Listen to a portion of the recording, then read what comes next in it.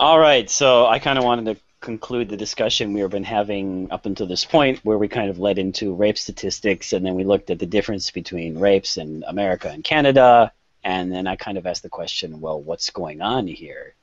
What is all this all about? Why are there such high, well, comparatively high rates of, for example, domestic violence, example, in the United States than in Canada? What is going on? And I guess that's what led me to sitting here most of this week just researching because this is to me is interesting. Honestly, Anita's video was not interesting to me, so I had to make it interesting. And I kind of was looking up to what are the causes of basically domestic violence and abuse, and these. What do you think the causes are? And that's the question I want to give you too. Is well, what's going on here? Why do people, for example, commit domestic violence? There's going to be multiple answers you can give for them, and all will be right. Why do people do things like sexual and domestic violence? I mean, what do you think? Do you have any thoughts about this? Of course, I have my own. And it's going to be such a huge question, right? I mean, and this is where we start to talk out of our ass. So get ready, Internet.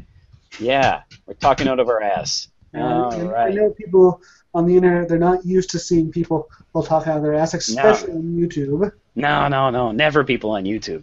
Never.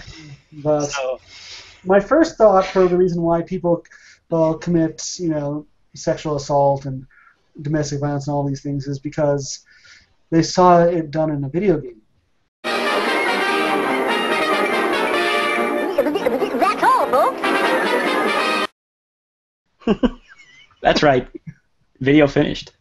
Oh, okay. Let's end the video right here now. Shoo. Thanks for watching. Thanks for seeing it. No, sorry, that was incredible.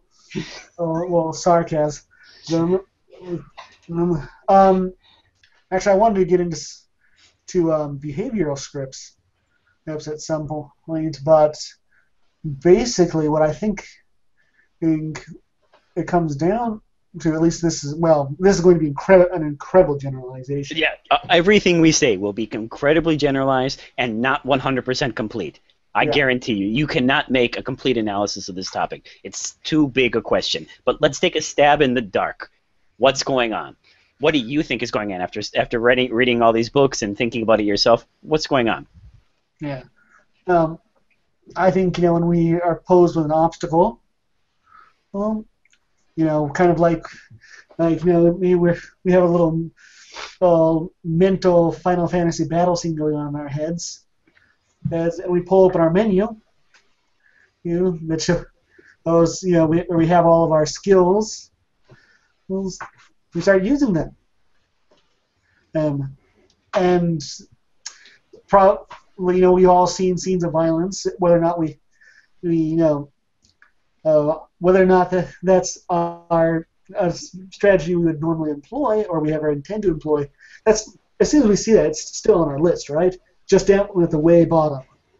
And as we work through our all the possible things, all the possible solutions, all the ways we can imagine to try and overcome this obstacle, some of them work, some of them don't. Sometimes we can't find what works, and we have to go way down the list to strategies we wouldn't normally employ. And I think that perhaps the people who end up resorting to these violent strategies to overcome their obstacles to get what they want, you may be, in the case of sexual violence, rape, it's to get the obstacle they're trying to, well, you might not call it the obstacle is not a word, but the obstacle they're trying to overcome is their inability to find sexual gratification. And just as they've tried all these different strategies, they end up exhausting them and eventually choosing the violent strategy. So basically what this comes down to is a lack of effective strategies. Mm-hmm. They've kind of worked their way down to violence, basically. That's their inability to communicate and work their way through has finally worked its way down to the rock bottom of violence. Right? When all peaceful measures have failed, violent ones are the only ones that remain, kind of thing. Think Interesting. of like Elliot Rodger. He tried and tried, but Tried and tried, and then his last resort. This was how he saw him as solving his problem, was killing people. And clearly that's not something he thought up on his own, by the way. He saw something, and well, he lives in America. He probably saw lots of things that put that strategy in his head, and maybe it was down a little at the lower ends of his list, but due to his own lack of ability to cope with the world, his list was so short, he actually made it to that option before he exhausted all of his strategies. I mean, your normal person said who never resorts to violence, they don't resort to it. But perhaps because we have so many more strategies that eventually we find that works before we get down to that one we don't want to use. I like how this is keeping on the theme of video games too. Yeah. It's interesting. Nice stab in the dark. I like it. That's a good one. It's a good stab in the dark. So this is kind of like those essays you had to write for the Plato class, but it's a stab in the dark, right? So just stab in the dark. I mean, obviously your answer is going. Let's just pretend all our answers are going to be wrong here. Everything we say is wrong. Stab in the dark. Take a stab. I have a stab. If you want to hear mine, I'll go willingly right now. I'll go, and then let's just do yours last.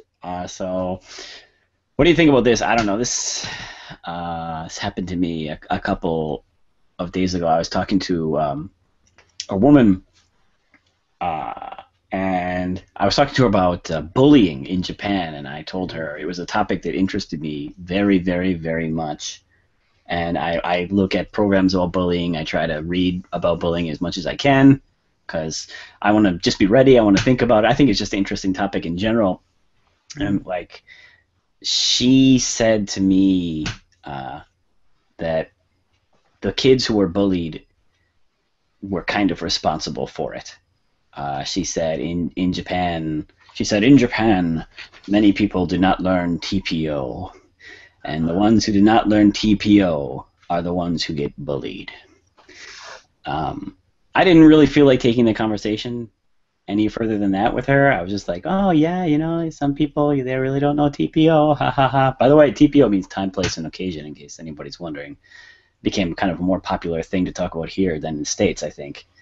But her whole idea was that somehow, because these kids were screwing up, it's okay for me to screw up.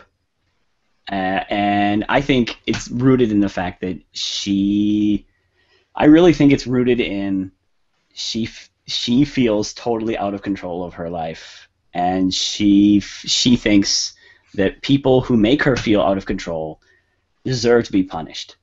And I might sound a little Epictetus-y here, but I think she really thinks that at the bottom level, at the ground level, being a good person is for suckers.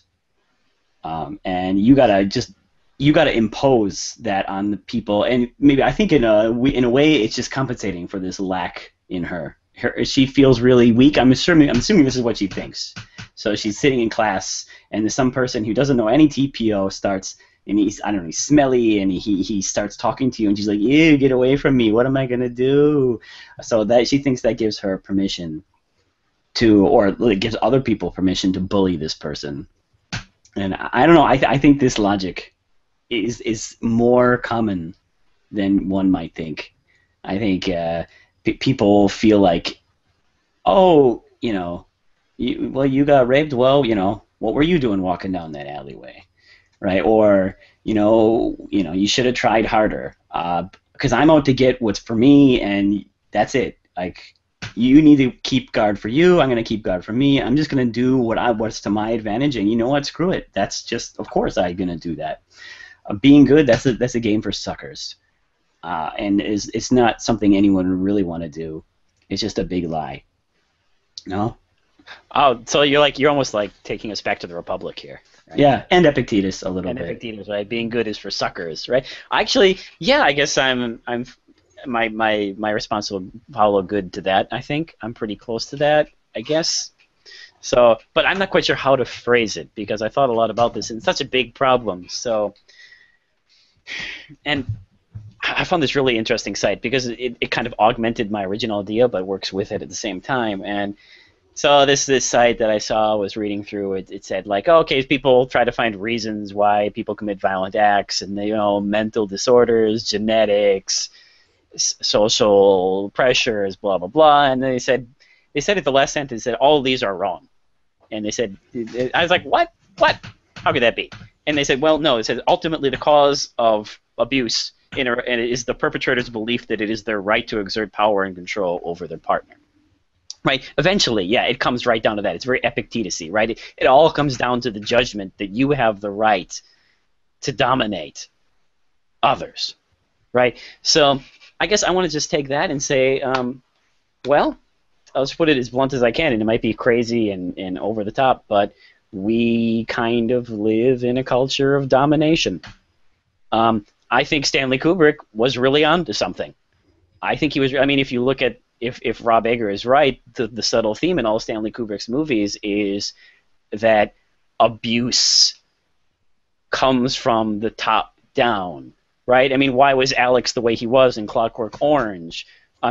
It was because the government itself had abused the people for so long that Alex himself kind of became the abuser, right? I mean, people grow up thinking that asserting yourself means dominating others, whether verbally or physically. It's a culture of domination, right? And so what happens, I think, is that when people are dominated and they feel dominated by their parents or their friends or someone else, they have a very injured and shattered sense of self.